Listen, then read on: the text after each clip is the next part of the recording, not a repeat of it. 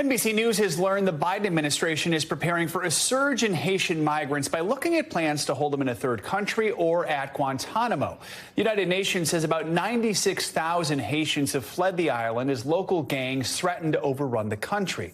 This all comes as Haiti confronts a massive outbreak of cholera. Health officials believe the disease has spread to nearly every region of the island. NBC News Homeland Security correspondent Julia Ainsley joins us now. So, Julia, good morning. First up, what is the Biden administration considering if we do see a rise in Haitian migrants?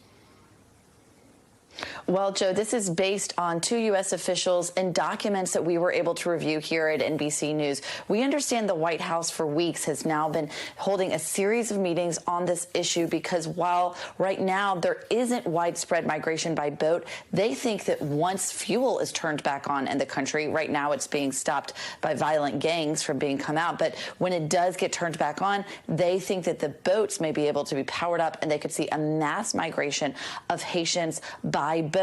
And they have plans for when they see an uptick in interdictions by sea.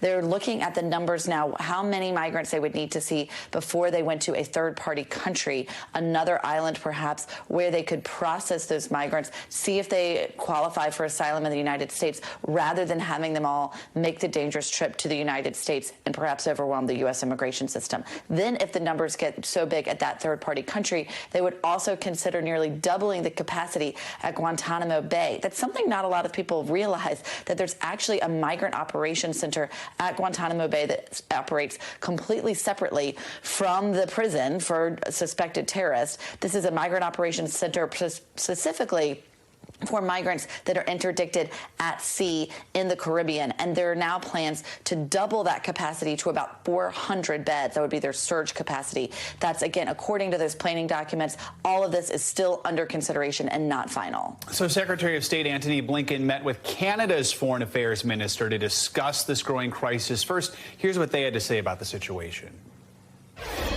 We agree that between deepening food and fuel shortages, the growing cholera outbreak, and gangs blockading ports and terrorizing civilians, the situation is simply unsustainable. We definitely need to support Haiti to make sure that, and bring the international community to support Haiti facing this important crisis. And finally, I would say it is also of equal importance to address the political crisis, because there needs to be fair elections happening, and we need to make sure that the environment for these elections to happen is the right one.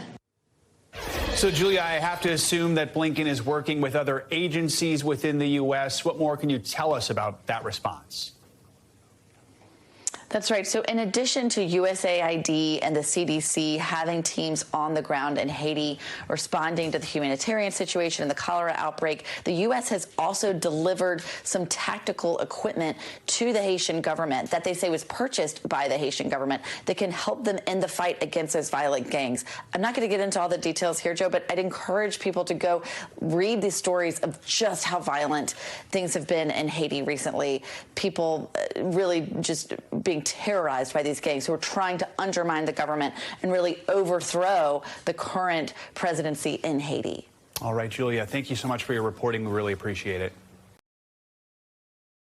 Thanks for watching our YouTube channel. Follow today's top stories and breaking news by downloading the NBC News app.